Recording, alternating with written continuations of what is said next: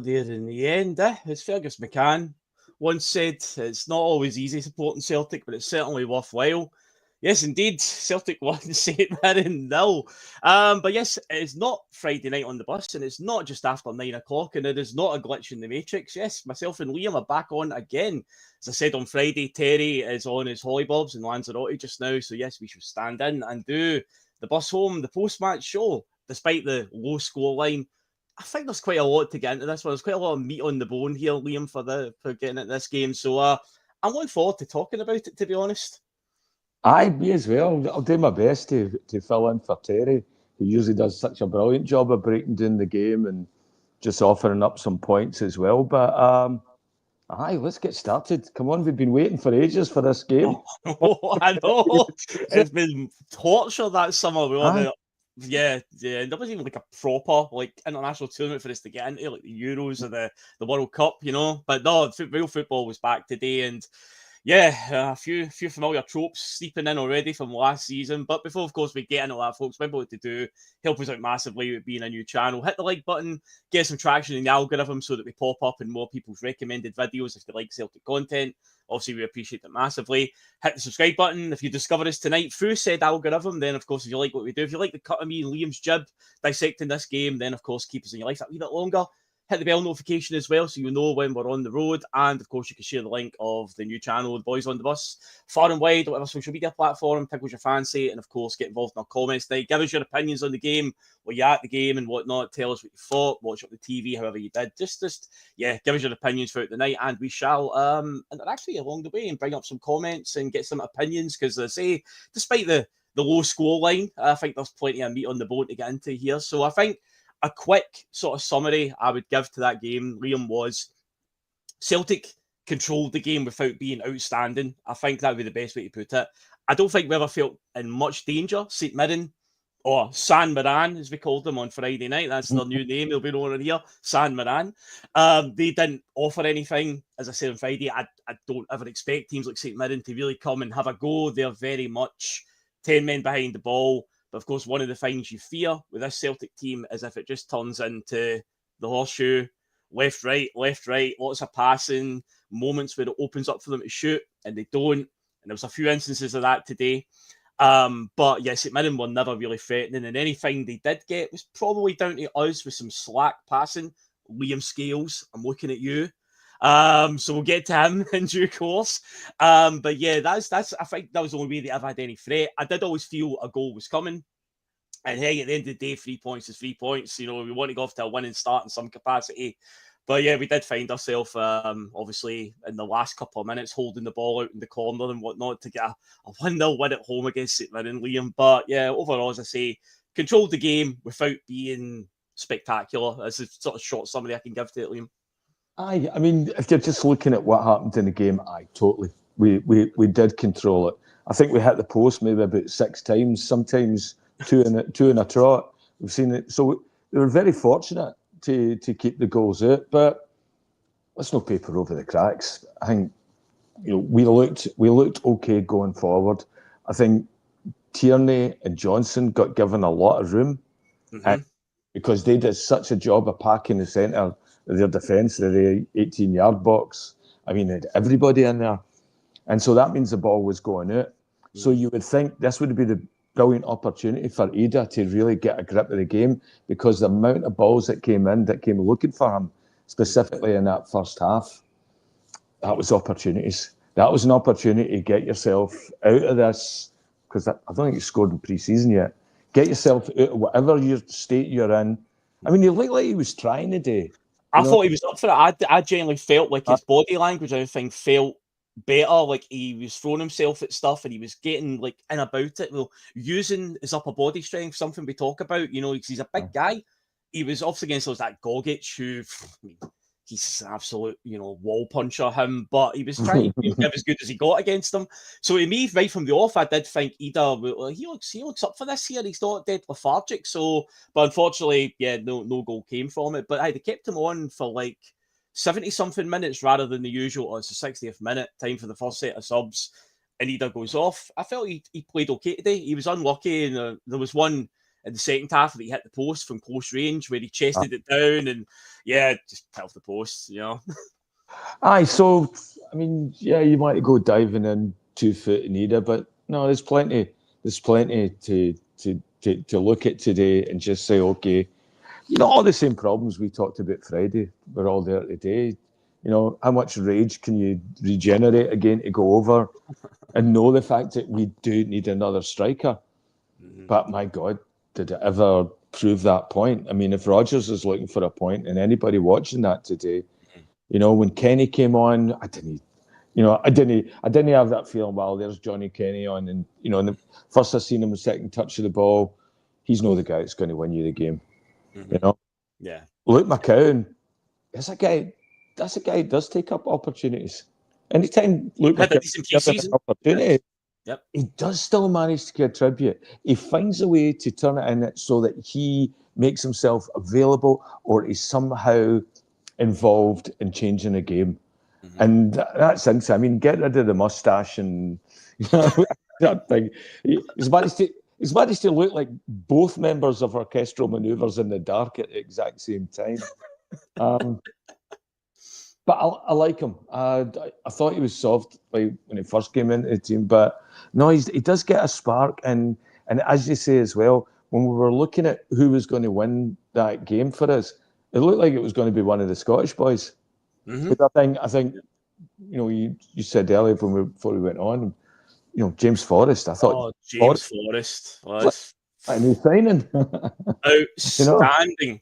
Now, it's not for me to say, but I did sit here on Friday night when we were talking about my team, and I will if I've got a choice between Yang, Tilio, and Forrest are strictly the options for the right wing, I would be playing James Forrest every day because Tilio and Yang were led to believe there's deals agreed for them to move on, but we can't move them on just now because of we need more wingers in. And I was like, got to play James Forrest because those boys' heads is pretty much out the door. Yang, we just weren't getting much from him at all today. James Forrest comes on, and in the half an hour that he was on, I mean, within the first 5 or 6 minutes he was on, his mazy run led to the goal that got disallowed. But right away, you're like, look at what he's done in just a matter of minutes of being on the park. And but yeah, I thought James Forrest was outstanding. I honestly thought he was cheated out of the Man of the Match award. That's at the end of the game when I heard leaving the stadium, it said that the sponsors had given Callum McGregor the Man of the Match. I was like, I thought James Forrest had done enough in that half an hour. Thought he was absolutely outstanding. Fair play to him. And on regarding what you're saying about the forward line with Johnny Kenny coming on, obviously Yamada didn't go on, which was disappointing. I was afraid that I said I'm excited to see Yamada. I thought that also a little bit strange because Yamada, we have paid 1.5 million, which is the most we've paid for any players so far, I think, this summer transfer window. Johnny Kenny, I know he had quite a strong pre-season. Was Brendan trying to put him in the shop window? There's talk that he might still be leaving. So it did seem a bit odd. And again, is this Rodgers trying to send a message to the board that, I'm going to play him before I play one of your club signings? And then, of course, this is another thing that came as well. Mark Nesbitt has brought this up. Dizan is wasted out left, so should the move. But again, I guess with the lack of wingers that were on the bench, what do you do with moving Dizan into the middle? Then what do you do with the other side? Because we were bereft, obviously, of winger options today, and again, that's been just badly managed by the club during the summer. But Dizan obviously through the middle, as we know what he can do. But I suppose for yourself, Liam, that would have been the move you would have wanted to do to get Dizan, because you obviously are shouting it from the rooftops all the time. That's strictly where you want Maeda playing, rather than, as Mark says there, wasted out left. Well, you know what, Brendan Rodgers, when we sign a new player and we bring him in, one of the things he always focuses on is talking about the utility. That, I could play him here or I could play him there.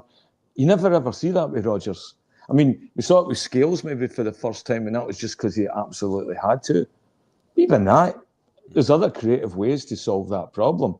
You've got Luke McCowan, who, as we said before, there's a guy, it doesn't matter where he plays, he wants to contribute. He wants to contribute in some sort of way, and it works. Would he not been a better on the wing than Yang? I mean, that's the problem. I know he's a recognised winger, but we've got other football players in the team that could be able to go onto that wing and contribute something. The same way he's moving Maeda from striker to winger, which is only Ange ever played him there, and it seems to have stuck. He maybe needs to look at different ways that when you're faced with something like Tierney going off, moving Scales to left back might not be the best idea. You've had Alistair Johnson, by the way. I've seen him play left back for Canada, and he played well. I've seen Ralston play left back. Yeah. So there is options there, and if you've seen, with Michael Arteta with Arsenal last year, putting Tierney on the wing. I'm not saying we play Tierney on the wing, but there might be other players that we have that can actually contribute a lot better than Yang, and not having to lose Maeda by putting him on the wing, because he doesn't look anywhere near as good a player as when he does when he's up in front, And yeah, I think Rodgers got to sort that out. Yep. Can I ask you, so you were at the game, right, Phil? Mm-hmm. So what was the overall buzz in the mood like today? Yeah. Was there anything towards the board of that? Was there? No. The Green Brigade are under a suspended sentence thing just now, where the next 3 home games and away game, which is Aberdeen, they basically said the next 3 games and any away games that fall in between that. So basically today, next week against Aberdeen, Falkirk in the Cup and Livingston, they have got a sort of suspended sentence thing over them, where if they do anything sort of like taking aim at the board or whatnot, then I guess it'll result in a longer ban. Because obviously a tweet came out on the other night saying that they've been given because originally I think a lot of people instantly went in there two-footed, like, what, they've been banned? But it was like the word suspended sentence or whatever was in there. So yeah, but there was no aim there was no banners, there was no chants or anything aimed at that. The atmosphere was pretty good. There was the usual frustrations, misplaced passes and whatnot, a few rocky moments here and there. But overall, the atmosphere was fine. I mean, when the goal went in for McGregor, it was like that, the pressure cooker exploding, because it had been building and what a relief to finally get it. And then, of course, to have, pop the balloon, essentially, the VAR check on the handball, which we'll talk about in a wee bit, because I've got some questions over that one. And then when McCowan goes and scores near the end, I felt like the roar for McGregor's goal was a lot louder than McCowan's. And McCowan's was with minutes to go and bailing us out. But yeah, it was a bit strange at that point. But overall, yeah, there wasn't really any toxicity. I believe I did see Peter Lawwell down on the park for the flag unfurling, but as it pointed out to me in the comments on Friday night, he's actually been down on the park for the last few years for the flag unfurling, but they don't announce him. They'll just announce like Brendan Rodgers and Callum McGregor and the guest of honour, who in this case was Paul McStay. But I'm pretty sure I saw Peter Lawwell down there this time, but again, they kept that one quiet. But no, there was no toxicity, there was no chance or anything. And also the other supporters group that sit in the other corner opposite them, the Bhoys Celtic group, they never did anything neither. So yeah, it was actually, in terms of going into the game, a lot of people had this idea that, it's going to be really toxic today, there's going to be some chants and some protests. Nah, none. So do you think that only exists in the podcast world?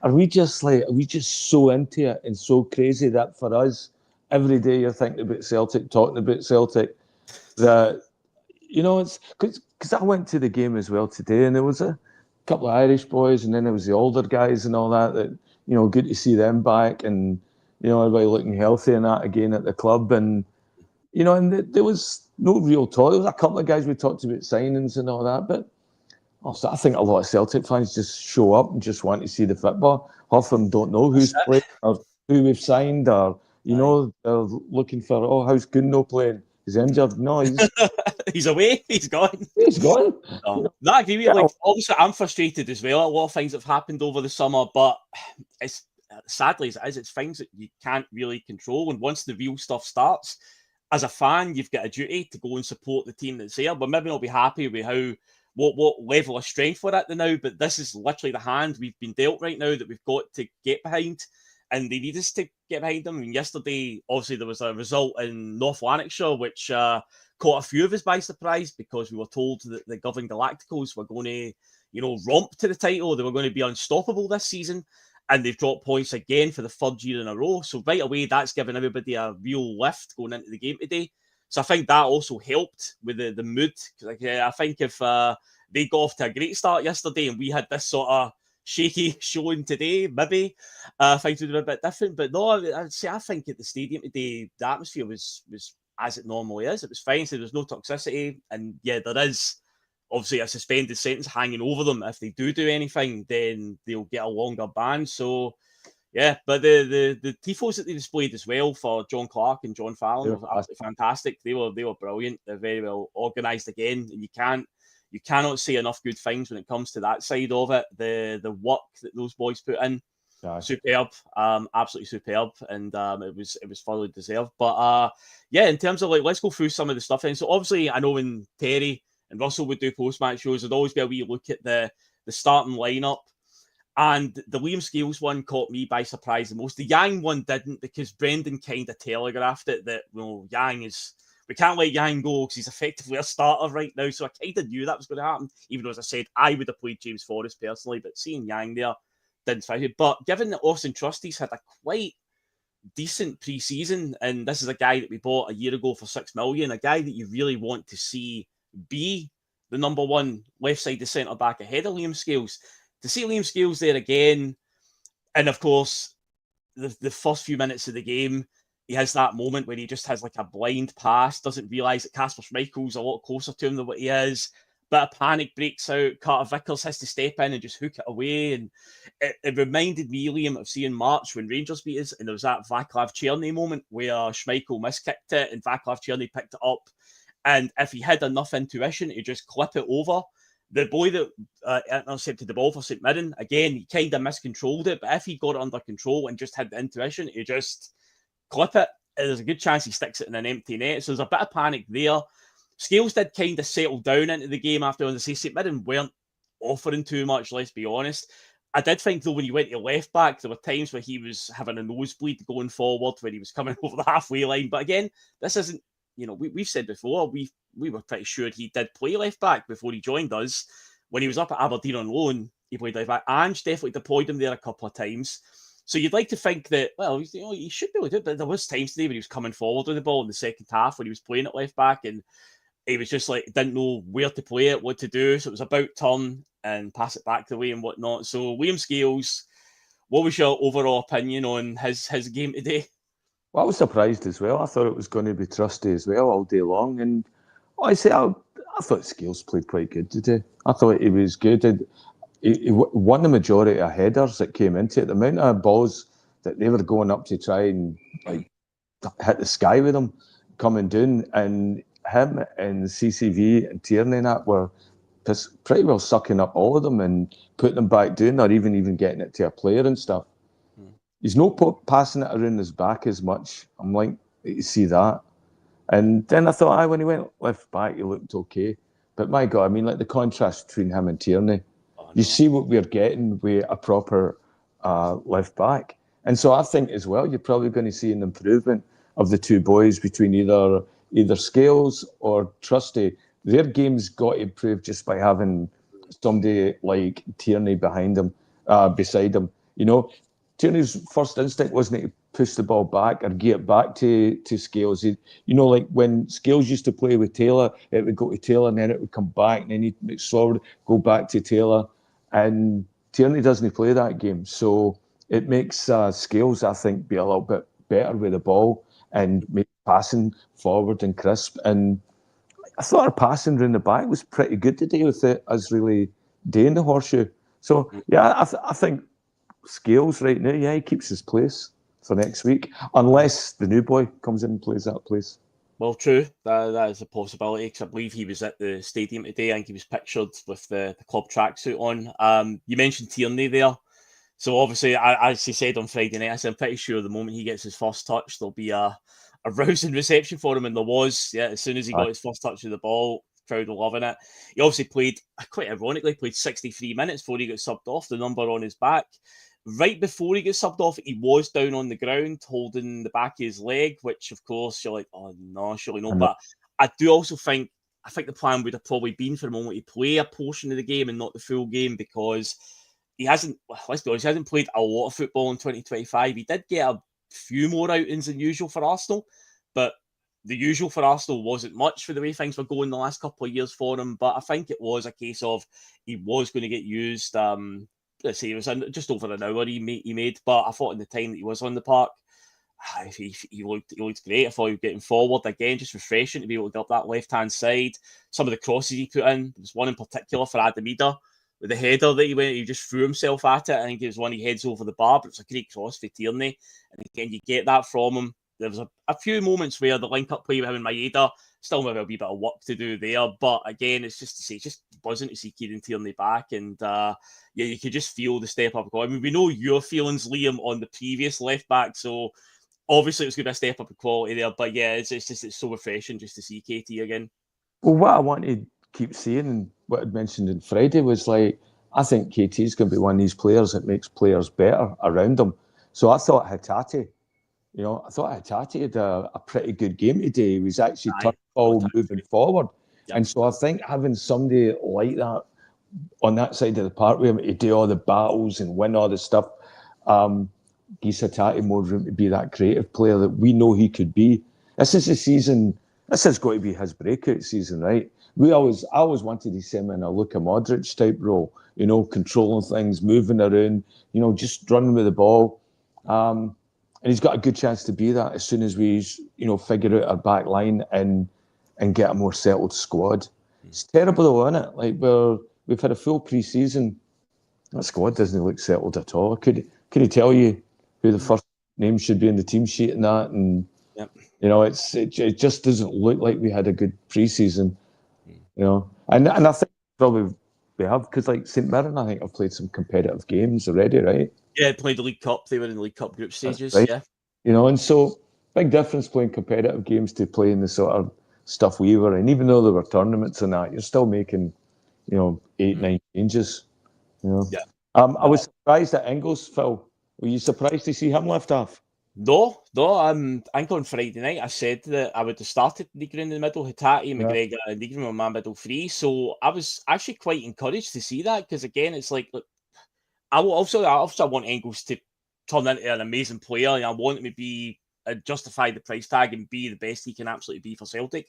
Last season, there were flashes, there were moments where it was like, okay, you could see there's some quality in there, but it just didn't show enough. But you're thinking, okay, well, second season, he's had his pre-season under him with Brendan, he can push on here. But I said, Reegan's came in pre-season and he's done all right, so it didn't surprise me that he played today.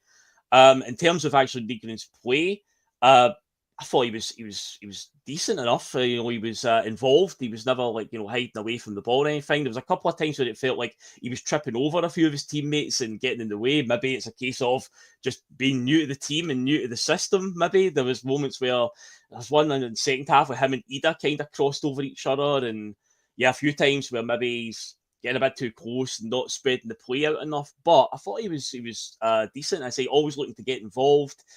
There was obviously the usual groans of discontent from the crowd if it's a back pass, particularly if we're 0-0, obviously with St Mirren. There's a few times when Reegan looked for the safe option rather than getting forward. But again, I don't think he looked at a place. And hey, if Engels has now got competition there that can, come in and take his place, then it's up to Andy Engels to make sure that when he does get a start or when he does come off the bench, he's got to make it count now, because Reegan is very much in the plans. I mean, he should have had our first goal with that one that came off the goalie and then hit off the bar. At the crossbar, yeah. Aye, and yeah, I thought it looked good. I thought it looked lively.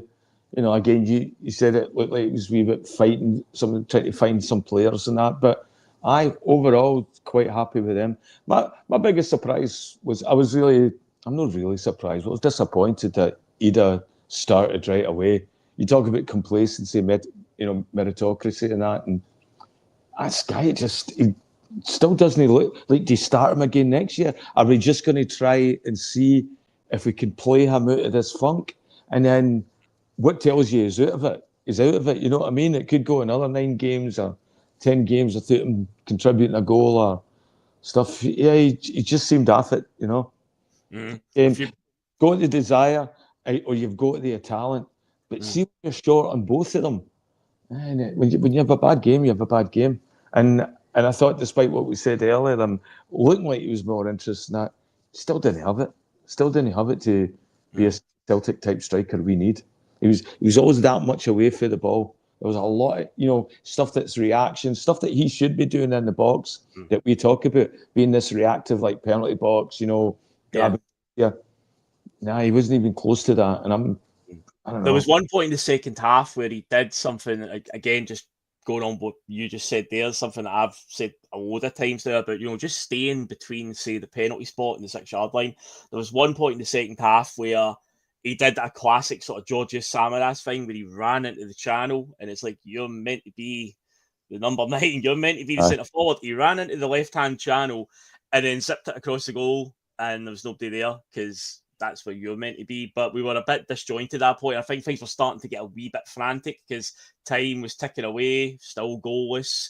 You're starting to get a wee bit erratic and whatnot. But yeah, there was one moment I do remember in the second half where he did that, and I was like, oh, see if Maeda had ran at that channel and you had stayed in that where I talked about between the penalty spot and 6-yard line, that'd been a great ball because it was a good ball he put across, but yeah, it just wasn't meant to be. And what you're saying as well about Reegan with the chance in the first half that hit the crossbar, we all thought it was in. We were all out of our seat thinking it was in. And to be fair, that was also one thing we need to say as well. Regardless of the scoreline, and yet at times it was a wee bit disjointed at times. St Mirren did ride the luck a wee bit too.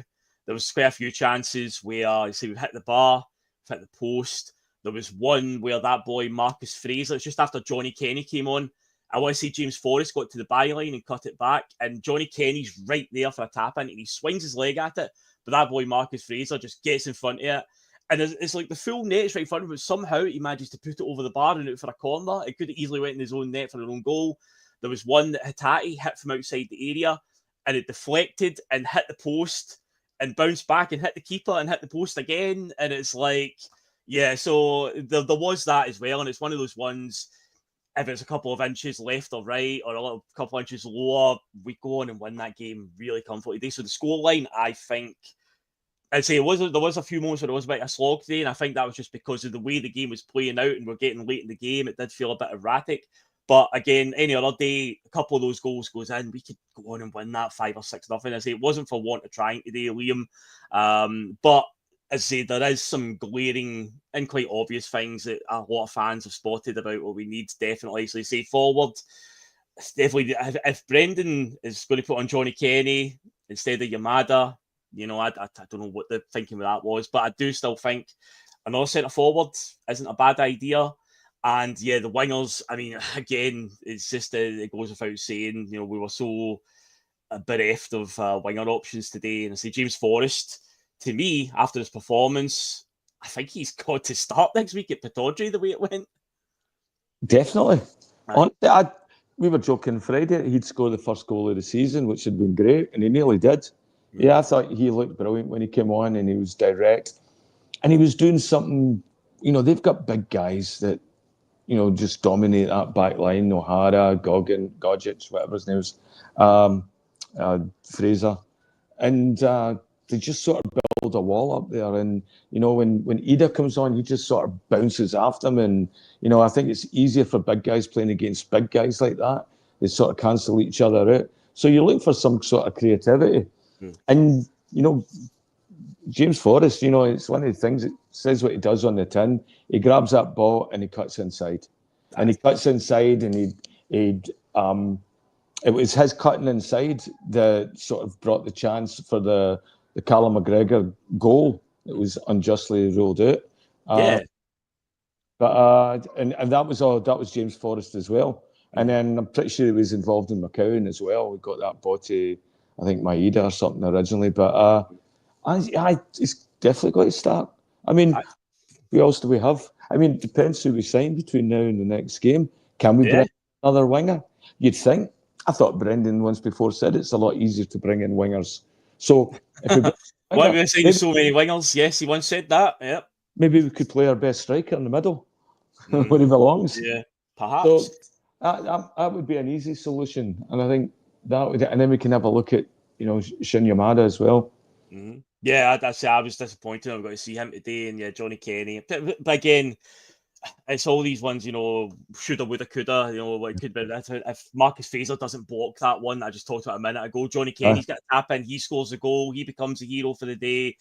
just small margins that, you know, popped up. And just quickly before we move on, because I want to just talk about the handball, the disallowed goal. But Polymorphus has asked, am I allowed to ask this? Of course you are. How come this channel is separate from the Boise bus now? Hope it wasn't a falling out. No, it wasn't a falling out at all. It wasn't. Me and Russell did a video back at the tail end of last season. It's on the Boise bus channel. It's called something like A New Direction for the Bus or something like that. 2 buses come along at once, I believe it was called. Me and Russell on screen, and we just talked about it. Russell's just his schedule now. He cannot do what he did for the last 3 years, where there's a post-match show and he's got to jump on and do that because it's work gets in the way and his personal life gets in the way. That's how he always emphasised that it was a hobby for all of us.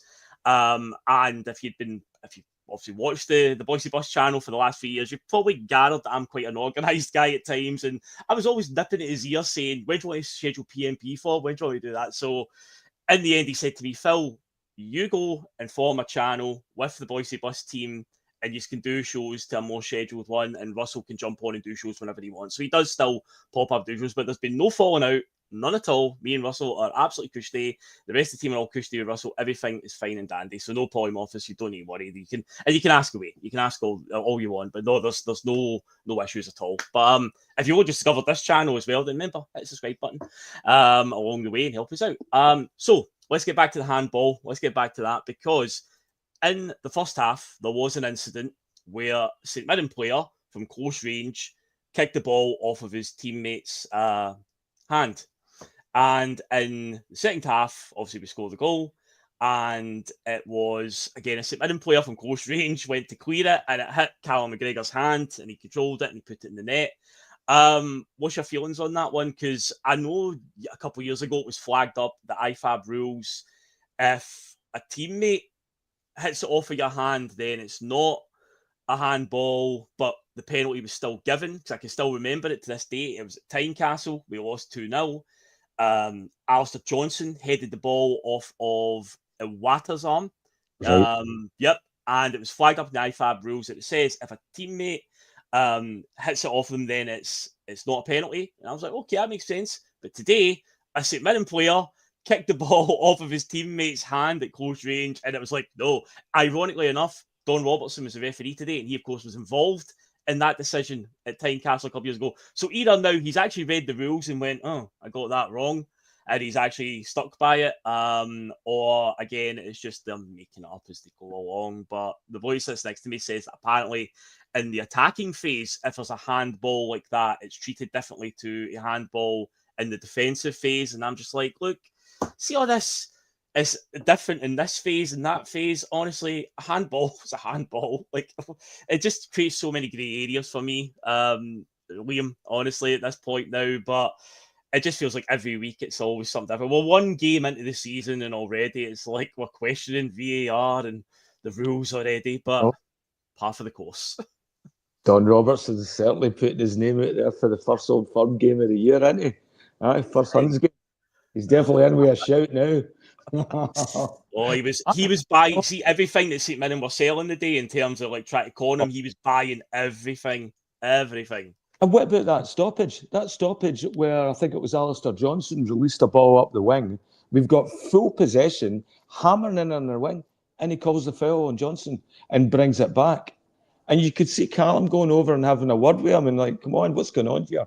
I was shocked that there was no VAR alert in the stadium to that getting reviewed for a red card, because in the stadium in real time, that looked horrendous. I mean, maybe because I've not seen the full TV replays yet and seen it up close, but in real time, that looked like a shocker, a challenge. And I was waiting for the screen to light up with a VAR check, potential red card.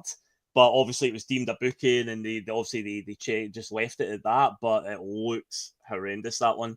So here's something then. So I watched the game on a screen that was probably about 12 foot by 10 feet, 10 feet high by 12 feet wide. Looking at that replay again to see it hitting Callum's arm, I thought it came off of the St Mirren's player's arm as well. And so how would that not cancel each other out then? Or and again, I'm not 100% convinced the same way Don Robertson was with the VAR assessment, that was Stonewaller, yeah, let's chop it off right away. No even go and look at the screen. but just go for the beaks there up in the room. I mean, when have they been wrong before, right? So I thought he was really poor today, and it was surprising at the end as well. I thought Rodgers. I don't know if you see it because you're probably on your way home at that time, but you see Rodgers going up to the referees and that after the game, and I thought, right, here he goes, he's going to let loose in the referees. Nah, it's like, how's your holidays? Laughing, slaps in the back. It's all right. Hey, did you watch the game yesterday?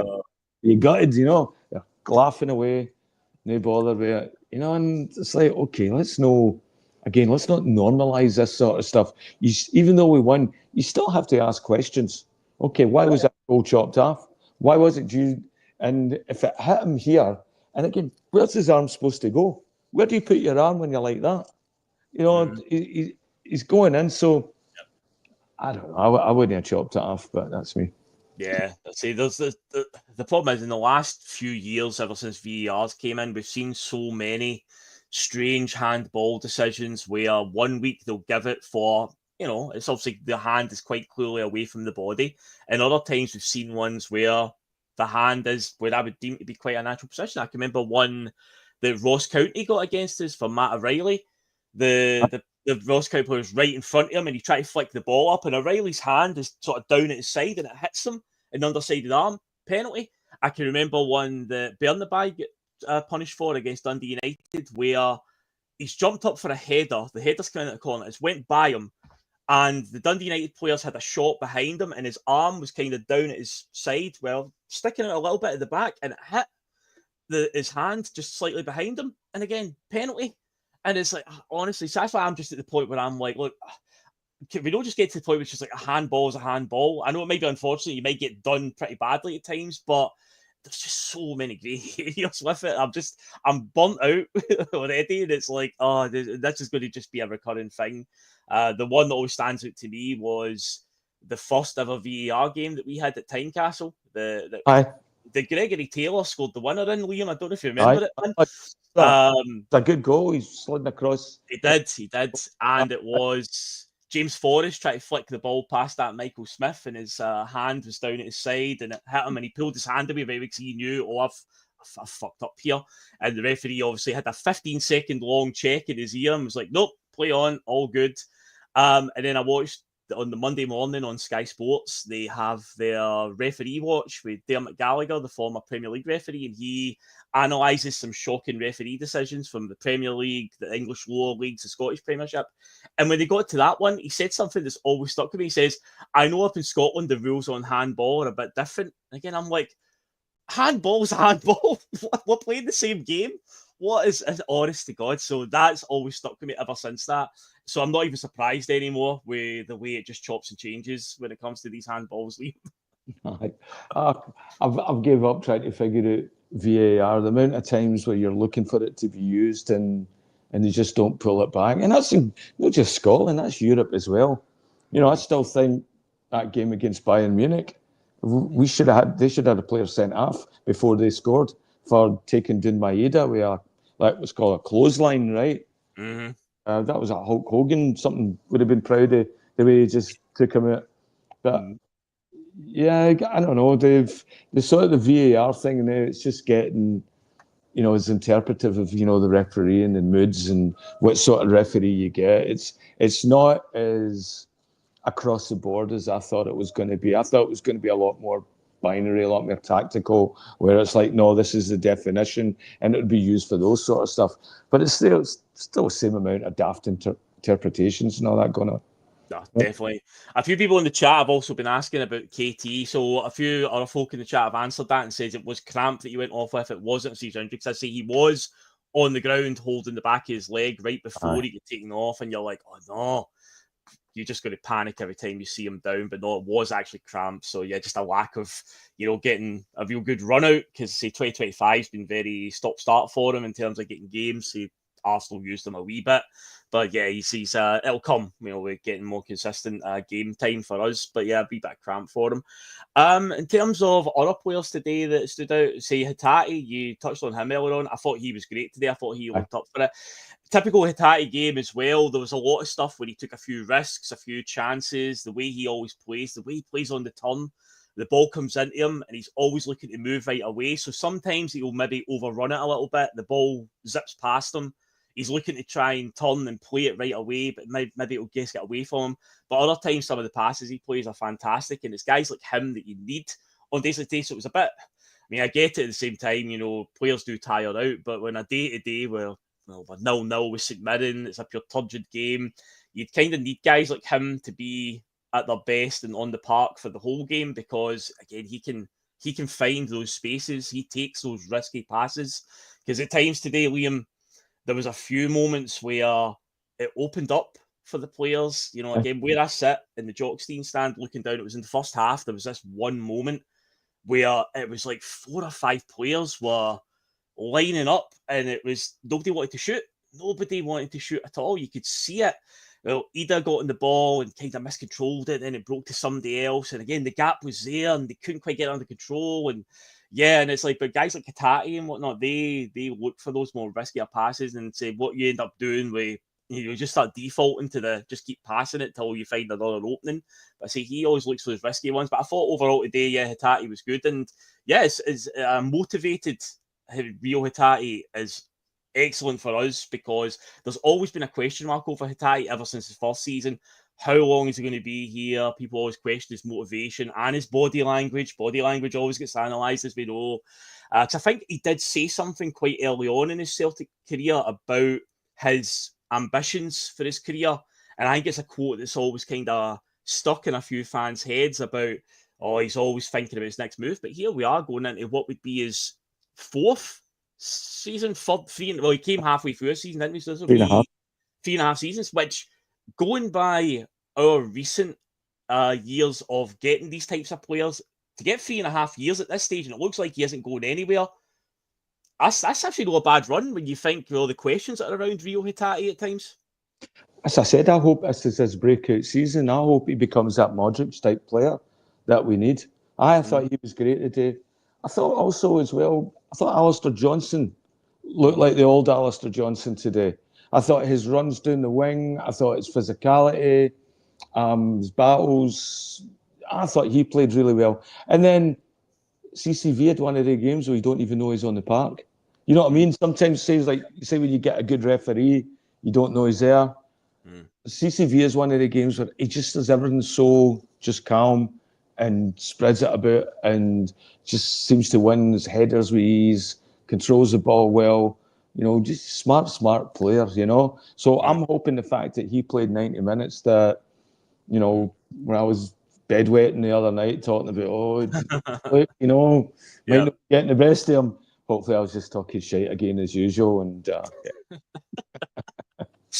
but no, at CCV today at times, there was just some, again, just showed his class where he doesn't seem phased. He's always dead composed. Even there was like one point where it was like a long ball from St Mirren and he's in a sort of one-on-one race with their centre forward. And just again, without even having to put any real pressure on the guy, he just outpaced him, just sort of breezed past him, got the ball under control, just dinked it back to Kasper Schmeichel, and we go again. And it's like he's always such an assuring presence at the back.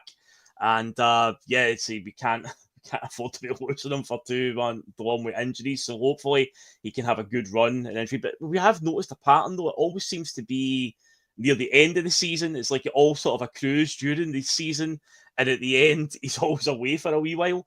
But no, he looked good, as you say. It's one of those ones where at times you didn't even know he was on the park because he's just quietly dealing with everything St Mirren are throwing at him, just going about his business. And yeah, he's absolutely vital in the end. But yeah, in terms of the rest of the team, I was pretty much covered. So I was watching Schmeichel. What I wanted to see, and I was looking to see at one point, do I think his arm sealed right? Yeah. And so what I was looking to see, because I remember when he first came into the team last year, I was like, him, Joe Hart, something about these quality goalkeepers, the way they throw a ball. And Michael was always good. He was coming out and he just laser that ball right to guys' feet, you know, 20, 30, 40 feet, you know. He wasn't doing that today. Yeah. He was taking it and he was half volleying it. So, yeah, I was going to say, there's a couple of them though he played, Liam, that were actually quite good, to be fair. Like that wee punt that he does, yeah. Aye. So he was playing that. So I'm just wondering if he's still favouring that arm a wee bit. You know, Yeah, so I was looking for that when I see him playing, and maybe somebody else that was sitting in a better position, you could say, no, again, I know he looked fine, but yeah, I thought he played really well. I still think Sinisalo's a better option for building it from the back and playing, but for a game like we had today, where he had just a couple of saves to make and just be alert and all that, I thought Schmeichel was good too. So, I mean, other than Yang, Ida. Yeah, that looked like a first game of the season. I know Rodgers came out afterwards and he's praised the team and that. And I think we all know that the real problem, is behind the scenes right now. That Rodgers obviously does not have the players he wants for this team. And so we've got a week to respond. And, with what happened up the road, hopefully the board, when they're watching that game, thinking, that's us, we'll coast it now and we'll just wait for them to implode. I really hope that's not the strategy, because that team of the day would get absolutely hammered in Europe. Be proactive, not reactive. We shouldn't be waiting around for Rangers to make a mess of it. Obviously, they've had a bad start again yesterday, but at the end of the day, we've still got there's still 37 games to go, Mr. Lawwell, come on. So he realises that there is a long, long way to go. I mean, in Andrew's first season, we lost 3 out of the first 6 games, and I think we drew with Dundee United in the 7th game of the season. We still won the league that season. So at the end of the day, Rangers have dropped points in the first weekend, and we've obviously got a win, but it's like that we can't sit around and just wait for them to make a mess of it again. We need to keep moving forward, and they've got until the end of the window now to sort it. Now, Kenneth Todd's put on a good point here about the right wing. AJ needs a good right wing to create a partnership with regular games, not Forrest or Yang. Yeah, I say Forrest obviously came on and played well today, and we shouldn't be in a position in 2025 where we're relying on him. Fair play, he's a steady enough hand when we need him. But yeah, I agree on that point. But think back to when AJ was at his absolute best with Nicholas Kuhn, when Nicholas Kuhn was firing all cylinders this time last year for the first 6 months. And it's like, that is definite. So what we learned today from what we watched is, it's not really surprising to any of us. We all knew that we needed to address that right wing, because right now it's just not strong enough at all. But yeah, that needs to be for the next week. We've got Aberdeen at Pittodrie next Sunday, and geez, that's going to be a tough one. They are going to be right up for it. Hopefully, in the next 7 days, we can address that as a priority, because it needs to be a lot better. Yeah, James Forrest, I'd say steady enough hand. He was great when he came on today, but at the same time, we shouldn't be in a position where that's where we're relying on. Because what if James Forrest then gets injured? What if something happens to him? What if we play him next week at Aberdeen and he gets crocked by Graham Shinney or something like that, And then it's like, oh no, we're doing it again. So that, to me, has to be it. And yeah, if we can get somebody that him and AJ can click, and if you get Maeda and Tierney on the other side on the same page as each other, then it's quite terrifying for opposition teams, Liam. I mean, that one Yang missed where Maeda put him right through. He came through to the box and then he cut it. He went round the keeper, yeah. I mean, I thought he was going to do a Larson and just sort of, you're so used to seeing that, and Maeda as well. I've seen him score some Larson-esque goals where he had even a far less of an angle than what he had. And I think he just saw the flash of Yang's movement in there, and he put it right across there. And all he had to do was throw himself at it, and that ball would have been in the net, and we'd all be saying, "Oh, maybe Yang's not as bad as we thought." I've not seen the TV footage of that yet, but again, from where I sit, that's down the other end, so I couldn't see the angle. Did he take it a bit too far and the angle was just not there, or was it actually quite a clear chance and he's just scuffed it? I think he actually tried to pass it across the face of the goal. He should have taken it, but I don't know. It's the beginning of the season and that. And there you go. Mark Nisbet said, dive in, done the hard part, then put it on the plate for Yang rather than be selfish and just put it in it himself. Right, okay. Yeah, I think that's what happened. I think you're right there. Right, fair dues. See, I've not seen all the highlights yet.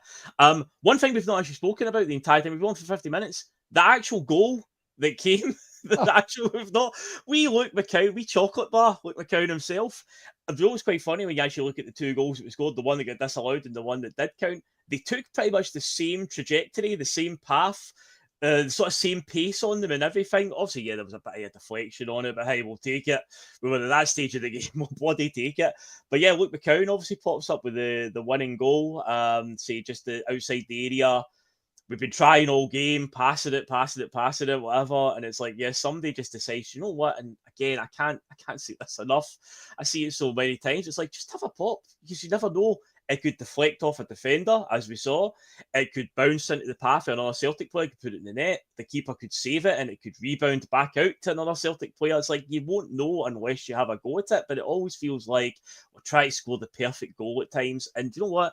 That's not even a Celtic problem. I see that in all football nowadays. Too many coaches want their teams to score the perfect goal, just hog possession, keep passing it.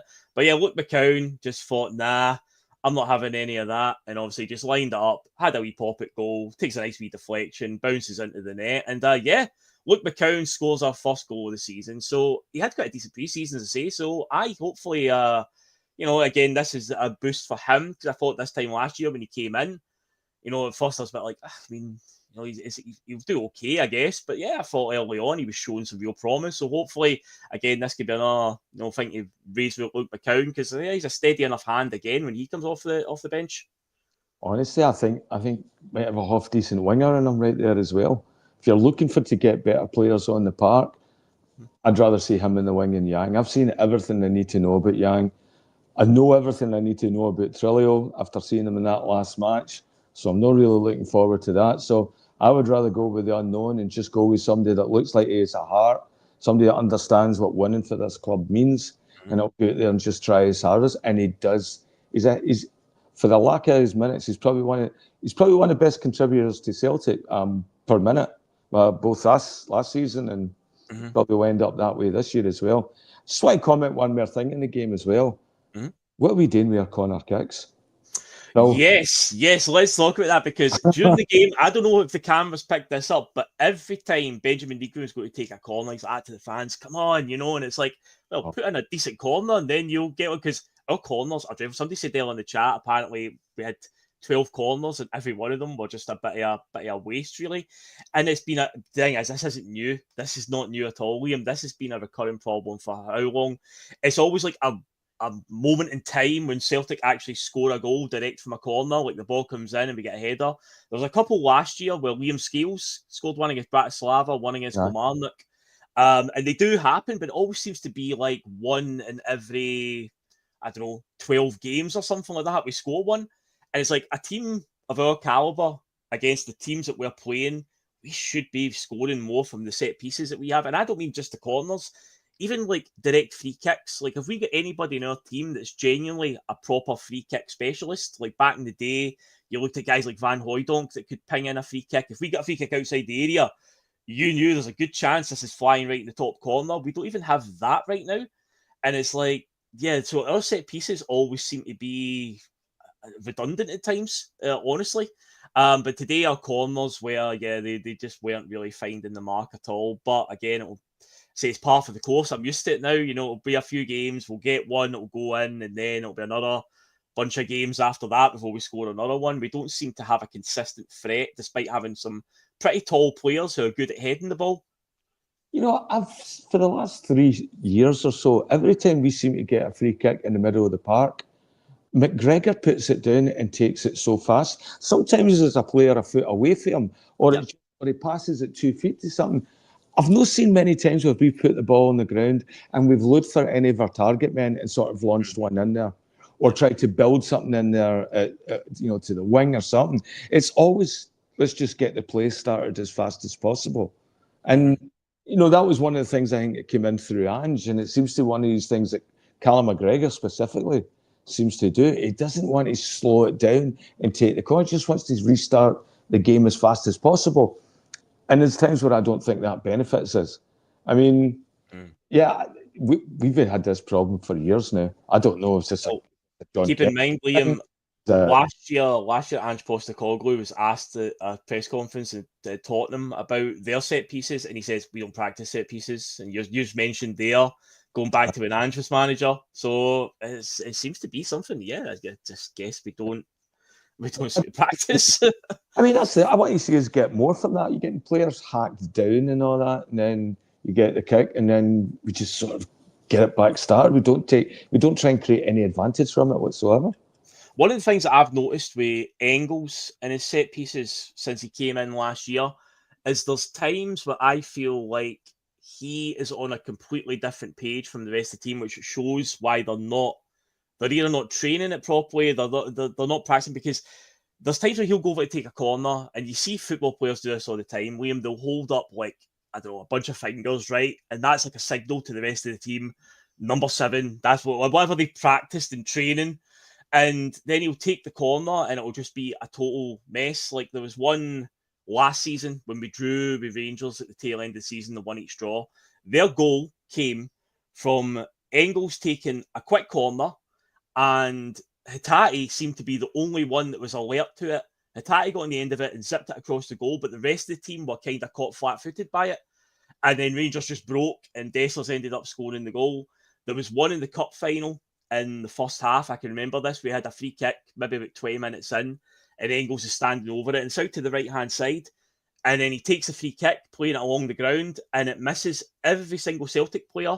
And it doesn't even go in the area. It's outside the box, and Aberdeen pick it up and go on a counter-attack, and we have to kind of scramble to slow them down.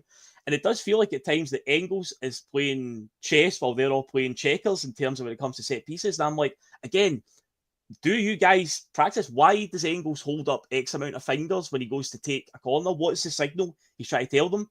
So it does show that, you know, we need to take advantage, because seeing games like today, stodgy and open play, you're doing a lot of passing, trying to find an opening. You can't get through them. Set pieces are a huge advantage because, you know, it's a stopping point. You get the ball into the box and maybe head it in at a corner or whatever. If you're not finding anything in open play, that's where set pieces come in. But it has felt like for years, going back to even Ange and maybe even Lennon before that, like, we don't have a consistent threat at corners and free kicks. I mean, that's the longest thing. I've just sort of got used to it as well. I'd no longer get my hopes up when we get a corner that it's going to actually do anything. I was thinking in the first half when I saw Mirren take the first couple of corners, I'm thinking, all right, he's no bad. Mm-hmm. And then by the time the last one he took before he went off was shocking. It was he went to rip one across. He couldn't even get past the first guy, and that was the point. So I don't think we were ahead at that point. No, it's not. No. Reegan was off the park by the time we scored. Yeah. Aye, so to be that lazy and lackadaisical about getting it, not being able to get past the first man, and I could just sort of see it as well, the way he lined up, he hit it. Didn't he put his full force behind it as he was doing in the other ones? And it's like, all right, mate, come on, you should be tired for taking corners, you know. Aye. But he was doing the whole, come on, you know, every time he was going to take a corner, and I'm just like, you'll earn my cheer once you put a good corner in and we score off it. Then I'll cheer for you, pal. But no, as overall, the top of edge with Reegan earlier on, I thought he had a decent enough game. But yeah, I think he'll be a good asset once we're up to full speed. But we've done an hour. That's just come up to an hour, Liam. It's been an eventful. The bus home because we stood in today because Terry's on his hollybobs. So Terry will be back next week. He will be taking part in the Aberdeen post-match show. Hopefully a good performance next week. It's going to be a tough one up at Pittodrie. It's going to be an interesting one, that game. We'll talk about it on Friday night. Obviously, when that rolls around, we'll do the Friday feeling. We'll look ahead to that game, a real blockbuster, 2 games into the season. But yeah, it is a bit overall. As I said at the very top of the show, Celtic, they controlled the game today. St Mirren didn't really cause much of a threat and rode the luck, to say the least. 1-0 to an outsider looking in, it'd be like, oh, you know, Celtic had to really, you know, they had to dig deep there. I think the goal was always coming. It was one of those ones, I think, if a couple of those other chances had gone in, we could have went on and won about 5-0 or something. One of the ones, you get a couple of early goals, the other team just completely collapses. So overall, it is 3 points on the board as a start. And in a strange parallel, the last time we played St Mirren on Flag Day was 2008, and we beat them 1-0 with a really sloppy penalty from Barry Robson. So today's goal, a really sloppy goal, deflected in from Luke McCown's shot, 1-0 against St Mirren. So there you go, the parallels are there. Now, hopefully, how that season ended isn't how this season's going to end, because that was Gordon Strachan's last season, and that one didn't go too well, Liam, so we don't want to talk about that one too much. But yeah, the last time we did play St Mirren on Flag Day was 2008, and it was a bit of a similar performance to today, a bit stodgy, but we got there in the end, and we're off and running, 3 points on the board. So, well, that's said and done. That's us done an hour. 116 of you watching live. This is probably one of the busiest shows that we've had I had a feeling though, once the real stuff starts and we can do real tangible football to talk about, well, obviously, you know, people want to come hear the opinions and whatnot. So we thank you all for coming along. Hit the like button on the way out to help us with the traction algorithm. If you've only just discovered us, or if you've been wondering where we've went with the whole Bhoys bus stuff and all, as I said earlier on, there's been no falling out or anything. It's just the new arrangement we've got. And if you only just discovered us through that, and you weren't aware that this is how it's going to be now, then hit the subscribe button, help us out massively there. We're kind of close to 500 right now. So, yeah, once we get over that, nice wee milestone, we're on the way to 1,000 after that. Liam, oh, exciting times. And of course, share the link far and wide on whatever social media platform to help us out as well. And yeah, we'll probably pop up somewhere through the week with an episode of TIC Talking. That doesn't have any specific day attached to it. It just happens whenever there's something interesting to talk about. Celtic signing a player would be something interesting to talk about. So, you know, that would be really nice, Celtic, if you could do that. We could jump on and do a TIC Talk at some point. But one show that will definitely be here next Friday, myself and the Wise Man will be here for that Friday feeling. 9 o'clock next week. We'll be here looking forward to the game against Aberdeen. And then the bronze god himself, Terry, will be back on Sunday for the post-match for the Aberdeen game. And yeah, and also just quickly before we go, a week on Friday, there's a game on. I know. What are they thinking there? Did they not know that we've got a show on a Friday night? What was that? Falkirk in the Cup. I think we get Terry on there as well, and we get the best optics and podcast. So what will happen that night is, because I'll be at the game, Terry will be doing the bus home on the Friday night, so there'll be a bus home episode that Friday. There won't be a Friday feeling in 2 weeks, because yeah, they've decided to have a game on Friday night, so yeah, we've got that to look forward to as well. But yeah, as I say, hit the like button, hit the subscribe button, bell notification, like, share, slag the hair, as Russell always says on the way out. And yeah, thanks everybody for watching. It's been a blast. And yeah, we shall see you on the next one. Catch you later, guys. Yep.